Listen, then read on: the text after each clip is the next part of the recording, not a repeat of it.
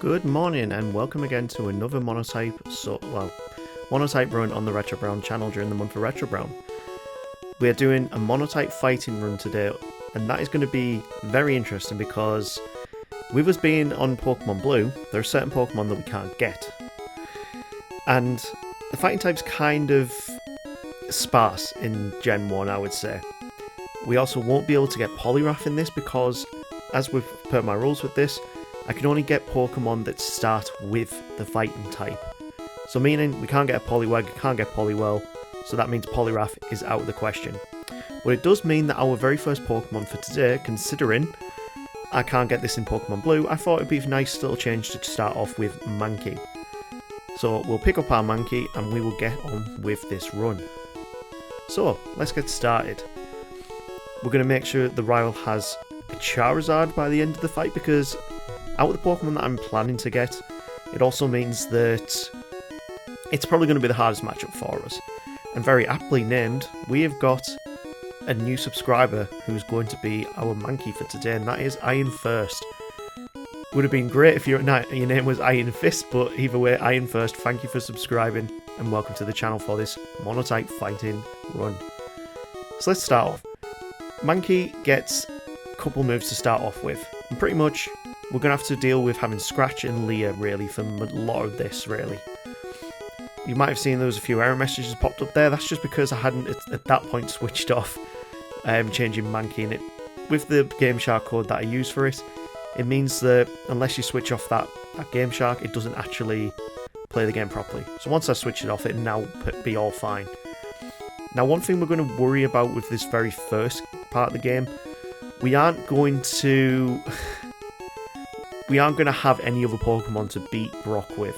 There's no other fighting type Pokemon you can get before the first gym. And to be fair, the first fighting type Pokemon we're going to be able to get after Mankey, our starter Pokemon, is going to be all the way in Rock Tunnel. So we need to make sure we do a lot of PP management. And as we did in the previous video, we might have to skip Surge until we get that second Pokemon. Because a lot of the runs that I've done, it's really hard to keep your your experience management under the level cap as soon as you get up to Surge, but after Surge, when you go into Erika, it becomes a lot easier because as the game opens up, there'll be a lot more opportunities to get Pokemon to add to your team. So, we don't do well really in Brock's gym, and as you can see here, we have to be all the way at level 11 with a clutch critical hit before we can even take on the junior trainer. Now, we are going to have to be at the level cap to beat Brock here, because 1, we need the HP, and 2, we need that extra damage that we can output from higher levels. So let's have a first go against Brock, and I'm going to go in at level 12 here, and pretty much we want to make sure that we can keep Leer in them so we can actually deal decent damage out. But you can see the problem here. The Geodude will sometimes use Tackle, and we don't have any way of reducing their accuracy. So what we need to do really is level up to 14 and see how we do from there, because we just won't win at level 12. So let's try this again at the level cap and see how we do. So level 13, we're going to start going in for Leers, and we're just going to have to hope that we get loads of misses from Tackle, or that they just use Defense Curl. Now after quite a while, when we finally get a few misses and Defense Curl works in our favour, we can start scratching and you can see the difference in damage from just making sure that his defense is a bit lower, and he is just missing loads and loads of tackles. I've never seen this amount of 1 in 256 chances happening in one fight. We got extremely lucky with this fight. Once we have knocked down his defense as far as we can, scratches are doing around about a 6. We don't want critical hits because we will do less damage with that. So what we want to make sure is that Scratch can deal its damage without critical hitting, and that he isn't going to use Tackle on us. But there we go. You can actually beat Brock with a Mankey before the level cap, and that only is possible because you can learn the move Leer. So now we've got the very first badge, the level cap's gone up to 21. Let's move on to the further fights in this run. Now, Mankey is going to evolve around about level 28. I think it's around about level 26, 28, that's when it evolves. But level 15, we get the move Karate Chop, which is going to be great because it's a stab move for us. 50 base power, So it actually is a very good move to have in this early game, especially when you're going up against these normal types and a lot of bug types. I mean, I think in Gen 1, Karate Chop is actually a normal type move. There weren't many fighting type moves in Gen 1, but I think in later generations that got changed. We are going to pick up Mega Punch from Mount Moon because with it being an 80 base power move, and we are pretty much always going to be physical attackers. Yeah, Mega Punch is going to be a great move to have, especially with Misty coming up. Now I believe with this moveset we will be able to deal with Misty pretty alright. And as we can see here, we're doing alright against the Super Nerd as well, but we are starting to get up in levels and we need to keep that level down as much as we can. But going into Cerulean Satan level 18, we should have some leeway, but I feel like we are going to get to around about level 25 by the time we beat the rival on the SSN. Going into Misty's gym, the trainer before her is not a problem whatsoever. With Karate Chop on our moveset, we have a decent move to work with, and of course Mega Punch, it's good, but it only has 80% accuracy, which means it's not going to hit every single time.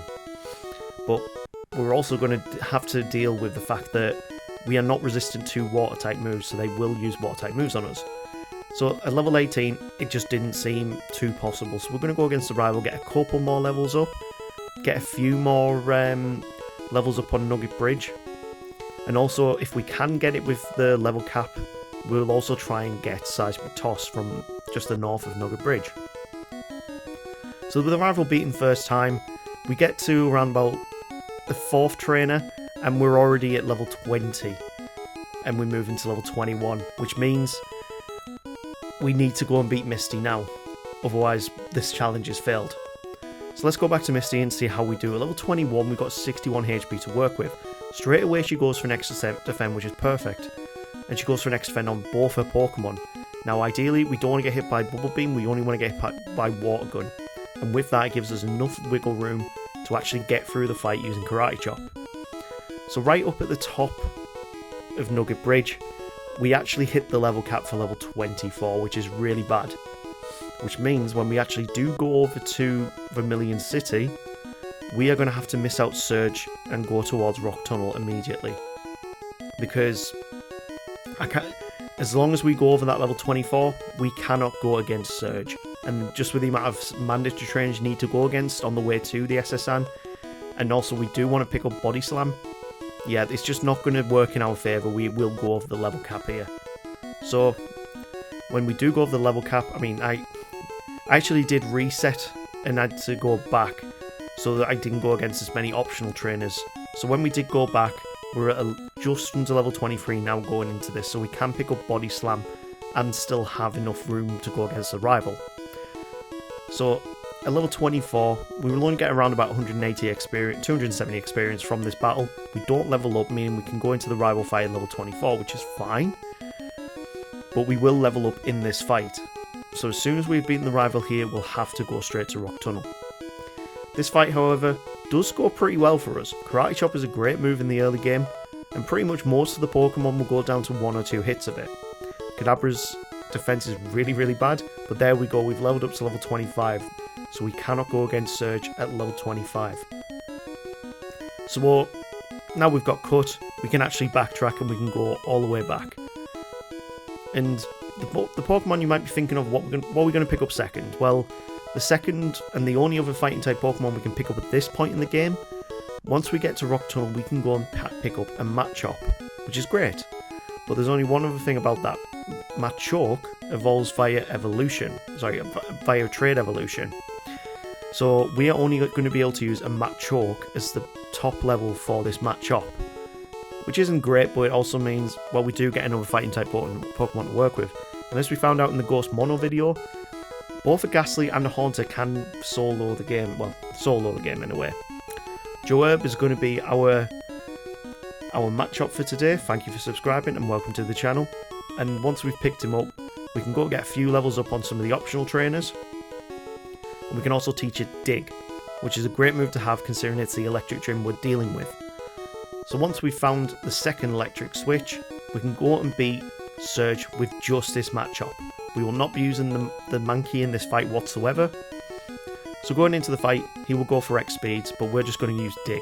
Super effective move, 100 base power, 2-turn move. pretty good move to start off with.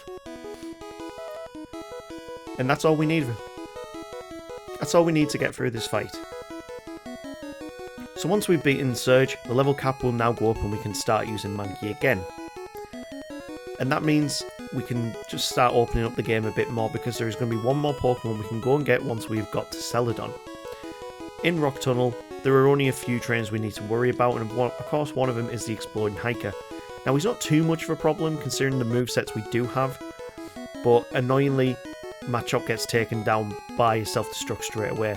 So we're going to have to rely on Monkey to get through this fight, and at 14 HP, I don't know whether we're going to be able to take out this Graveler or not. Unless he keeps going for rock throws, but no, we do take a loss against him. When we finally do make it through Rock Tunnel, we could go to Lavender Tower and we can beat the rival, which we should still be able to do at the level cap. But after this, we'll be going to Celadon and open up Saffron City to get our third and final Pokemon for this run.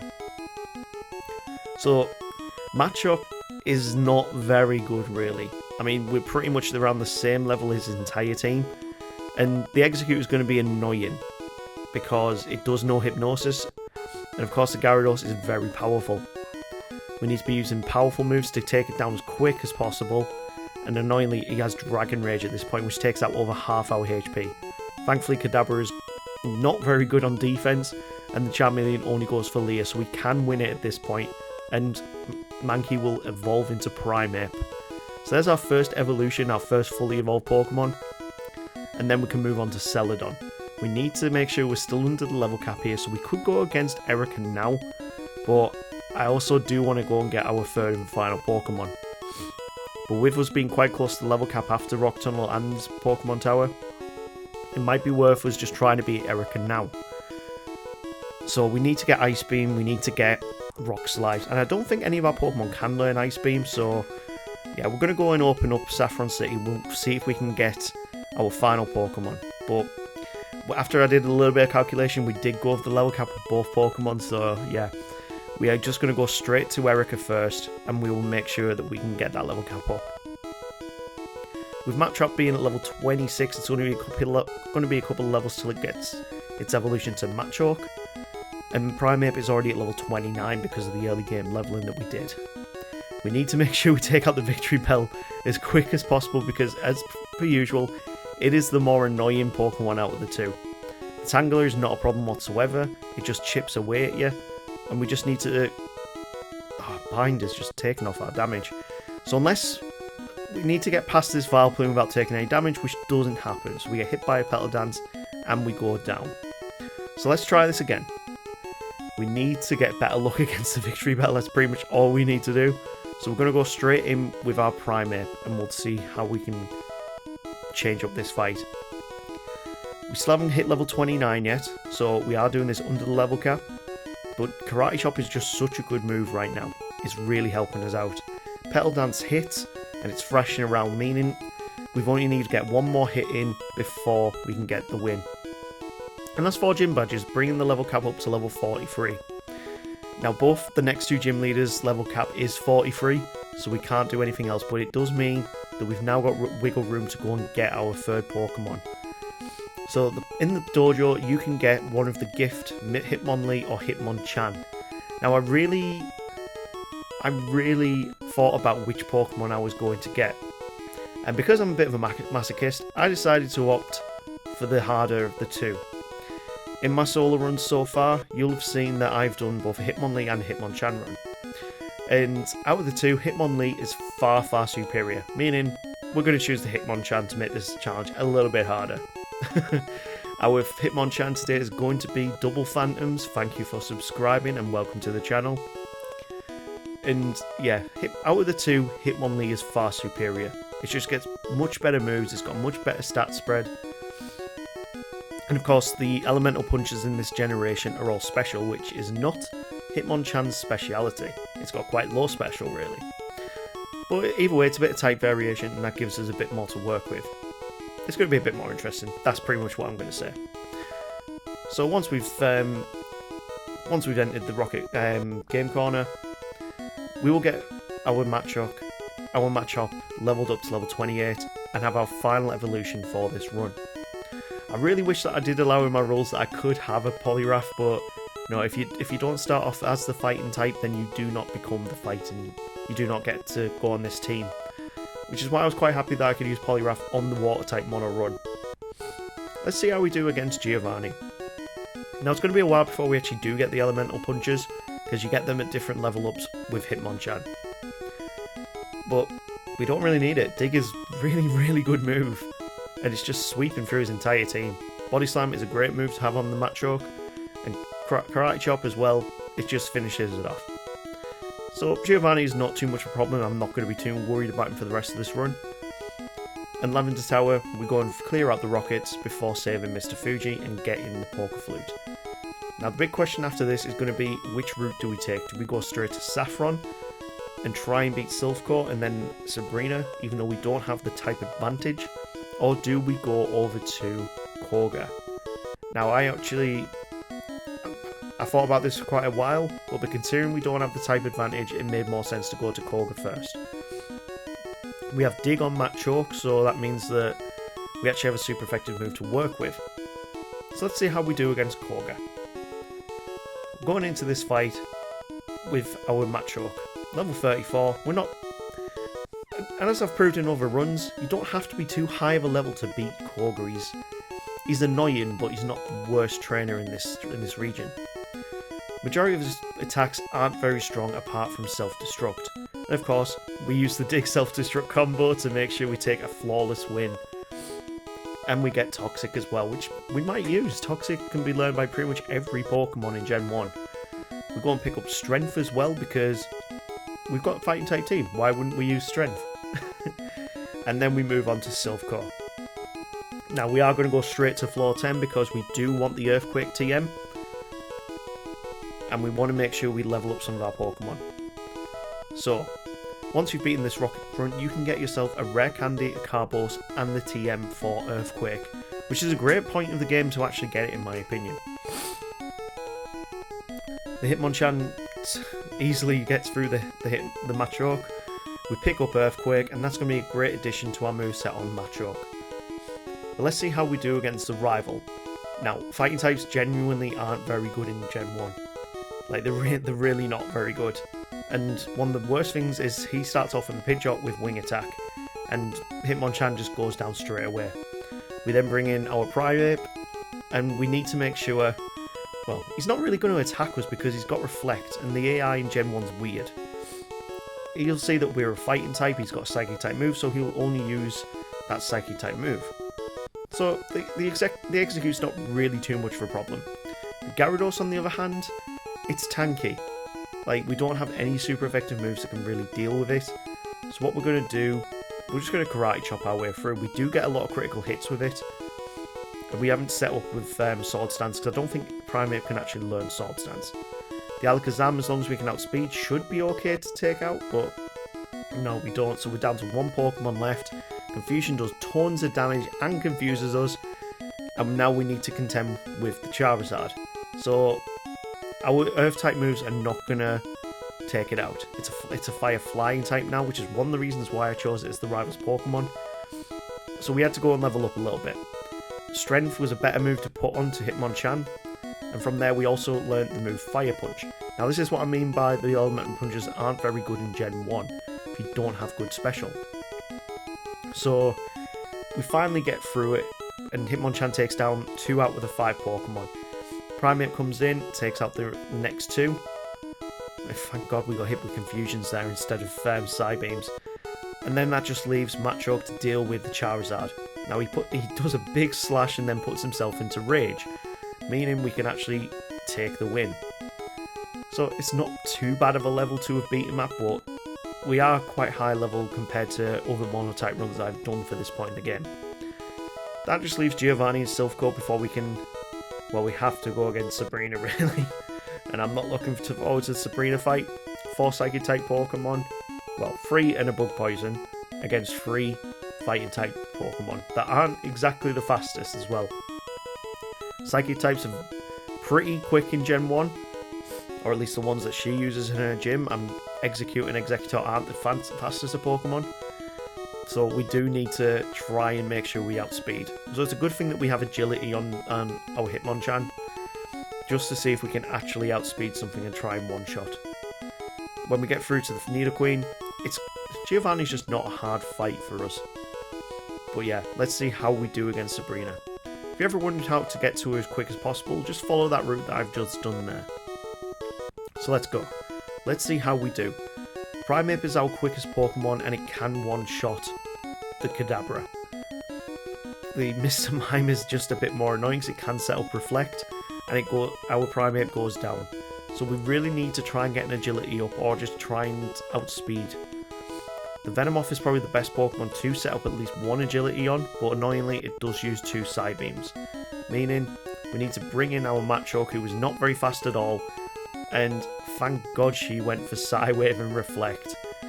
But it's still not enough, and Earthquake was just not enough to take her down. That brings us into a second try. Now I've gone back into the same level.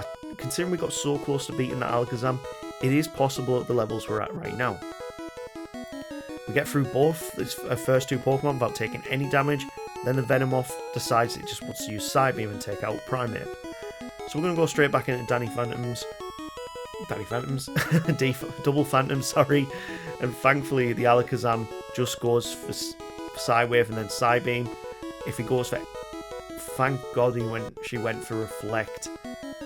That was a hard fight, but we are making some momentum now, and we can swim all the way down to Cinnabar to take on the Fire-type Master Blaine. So, I'm not too worried about this one. A lot of his Pokemon have got Psychic-type moves, so the likes of the Growlithe will just use Agility. So it could be worth our time to actually set up, but because we've got Ground-type moves on our Machoke, we can sweep through quite easily, really. We've got very good attack on our Machoke, but it's not enough to take down the Arcanine in one. We go into the Arcanine and just take it out with Primeape. So there we go, there is 7 gym badges and the level cap at level 50. We have barely scratched the surface at level 40, and we've got the ground type gym to contend with next. Now he's got a lot of poison type Pokemon. Not poison, yeah, he's got poison type Pokemon, he's got rock type Pokemon.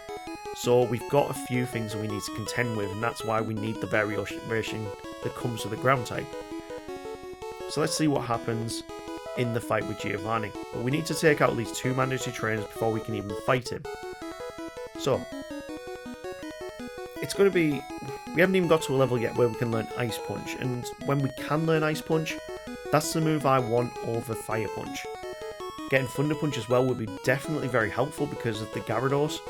Let's see how we do against Giovanni. So Giovanni starts off with level 45 Rhyhorn. We are going to try and burn it, but we don't really get the best luck with this. And Fire Punch just isn't doing very much. We do finally get a burn after 4 Fire Punches, and after that, because the attack's now being nerfed into the ground because of the burn, we can set up our agilities, and the Fire Punches will now do a little bit more. We can now learn Ice Punch as well, so we're going to get rid of Comet Punch for Ice Punch. And that's the move we're going to be using against Dugtrio. It's still not very powerful because our special is just kind of awful, really. But if we can get a freeze with Ice Punch, it'll be worth it. If not, we do have strength for that little bit of variation. We get all the way through to the Nidoking before a Thrash takes us out.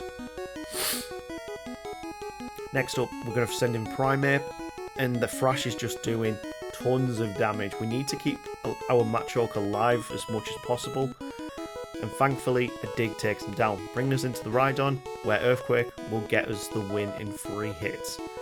So level 39 Machoke has taken out level 50 Rhydon because Giovanni doesn't know how to use the right moveset. That's all 8 gym badges. That brings us on to the Pokemon League. And before the Pokemon League, of course, we have the rival to contend with just on the west of Viridian. And it's a powerful team. Really powerful team. He starts off with his Pidgeot as well. At this point, he doesn't have Sky Attack. He still has Wing Attack, and will spam that a lot. Pretty much what I'm relying on is that Hitmonchan can get us a freeze on the Pidgeot. If we can get that freeze, the rest of the fight becomes a lot easier, because as you can see here, at the level we're at, We're only on the second Pokemon and we nearly lost 2 Pokemon. We have lost 2 Pokemon now. Rhyhorn takes us out with a flipping Fury attack. But yeah, this is not going in our favour. And not even Machoke with its great power can take out all of his Pokemon. We've been poisoned, we're battered, and we're just not in a great position going into the later halves of this fight. So we need to level up. We need to try this again. Pidgeot, we need to get that freeze. If we can get that freeze, which we do, then we can set up our agilities. We've badge boosted a little bit with that, and strengths will do more damage now. That brings us on to the Rhyhorn, which again, Ice Punch is perfect for. He'll either use Fury Attack, Horn Drill, Leer, like, it's not really a great Pokemon, Rhyhorn, at least when the rivals use him. But yeah, that brings us all the way through to the Gyarados before a Hydro Pump takes us down. Now this isn't great, but this is why we still have the likes of Karate Chop. Hydro Pump does tons of damage, and we're down again to the Machoke. We need to get a critical hit, or we need to paralyze him. We've managed to take out the Gyarados after 2 Karate Chops, and that brings us to the Alakazam. Now we don't outspeed this, and a big Psychic again takes us down. So we need to level up a little bit more in order to give ourselves more to work with. So we're going in at this at level 45. This is one of the higher levels that I've had to be at to do this fight, but it makes it a lot easier. So when we get to that Rhyhorn, we need to set up our agilities.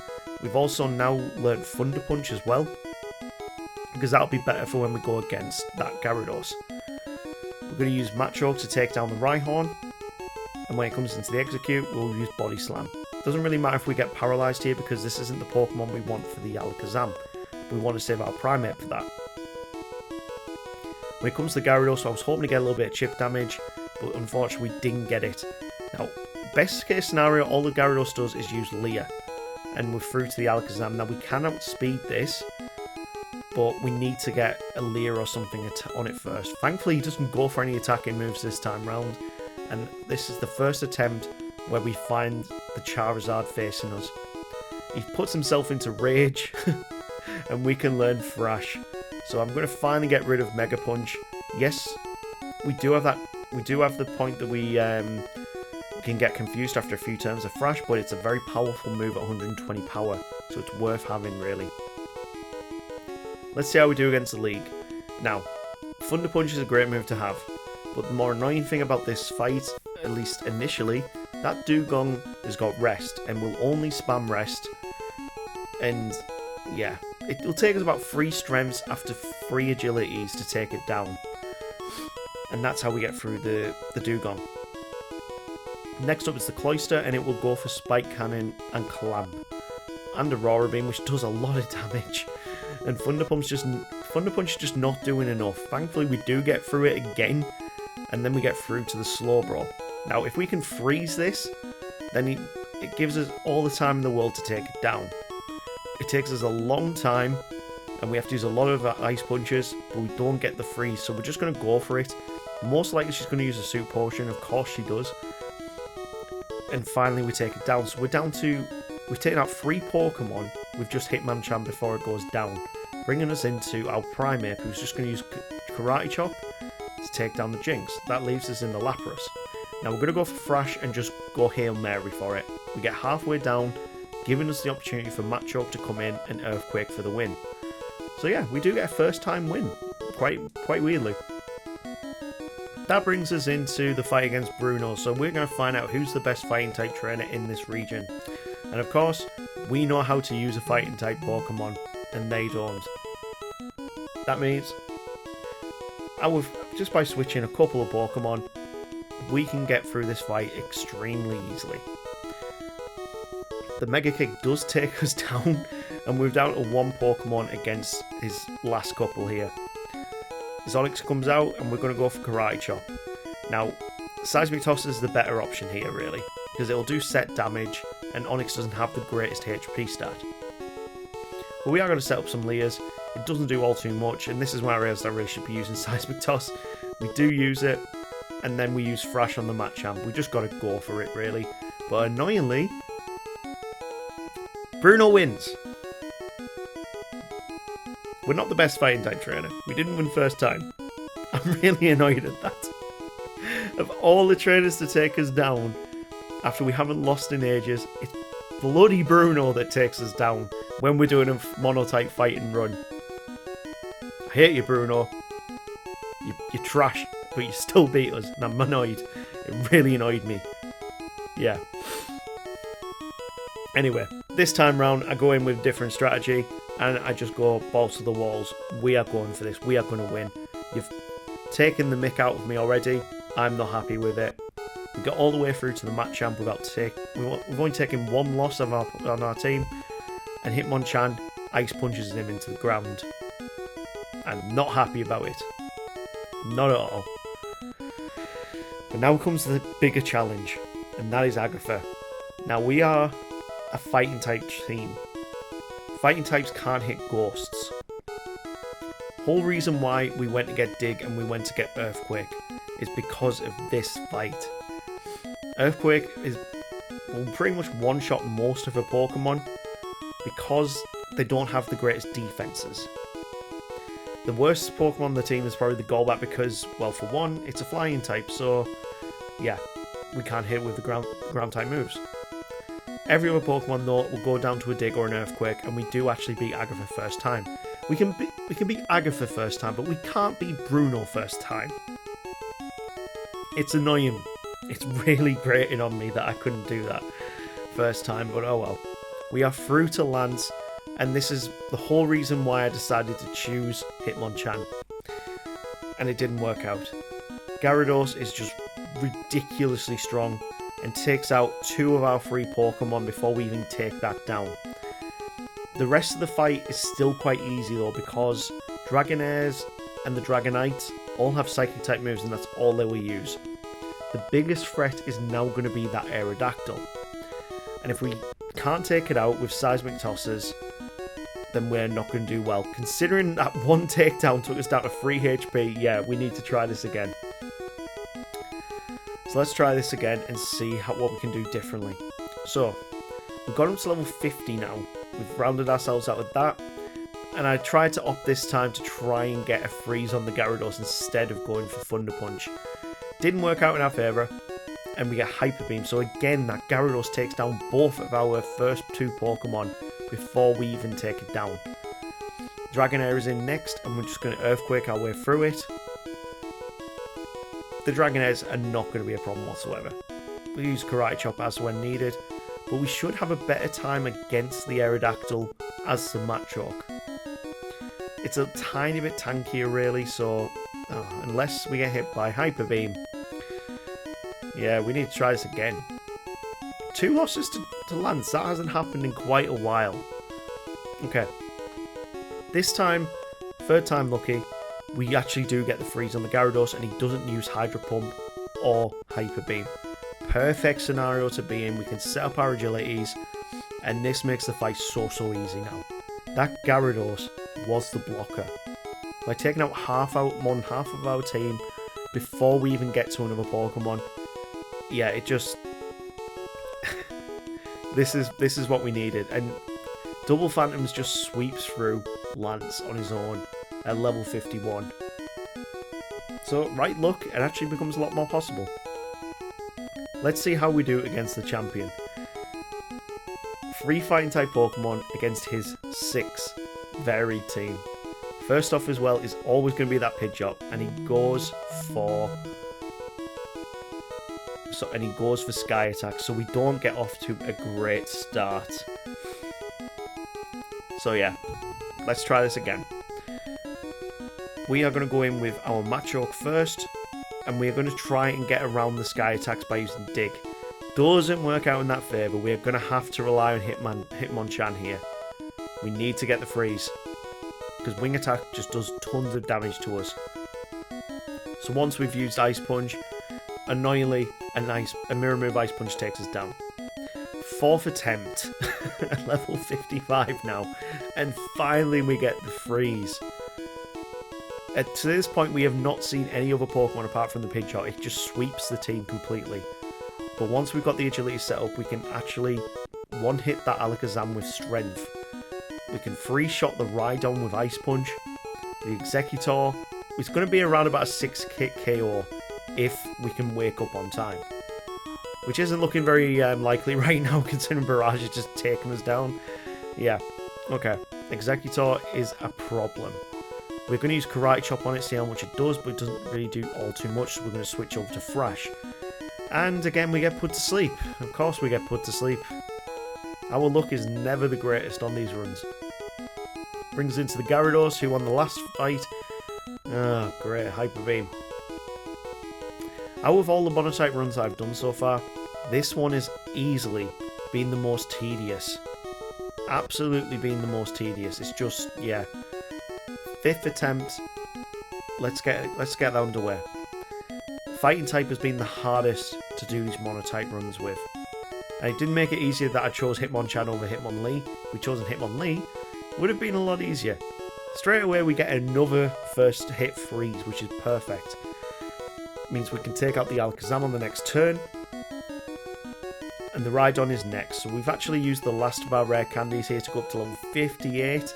This is the highest that we've had to be in level-wise to do this game. We get a freeze against the Executor. The amount of luck we needed to do this was unreal. We're going to Thunder Punch the Gyarados, and that's how much damage it does. Nearly a 2-shot on it. Brings us all the way to Charizard. And it's only at this point that Double Phantoms goes down. We've got 2 Pokemon left to work with. And from here, we're just going to Body Slam our way to victory. Unless Fire Blast takes us out in one, it doesn't. We get the win. 5th time attempt on the champion to win. That's happened on none of the other Monotype runs. And we've never had to be this high level to do this. So yeah, so far the Monotype fighting run has been the most difficult. Thank you, Double Phantoms, Joab, and I Am Thirst for being our Pokemon for today. I really appreciate you guys subscribing. Let's see what type we're going to do tomorrow. This really would have been a much easier run if I had just chosen Hitmonlee, I think. It's a much more powerful Pokemon than Hitmonchan. They really did Hitmonchan dirty, in my opinion. It's just making the Elemental Punch as a special move when you're punching Pokemon. Yeah, it's weird. It's weird. Let's see what type we're going to do a Monotype run with tomorrow. I hope you guys are enjoying the month for Retro Brown so far. It's been a slog. And tomorrow we are going to do the normal Monotype run on Gen 1 Pokemon Blue. There's a lot of normal type Pokemon, so yeah. Make sure you subscribe, hit that naughty bell, you legends, and I will see you tomorrow for the normal type Monotype run. Take care.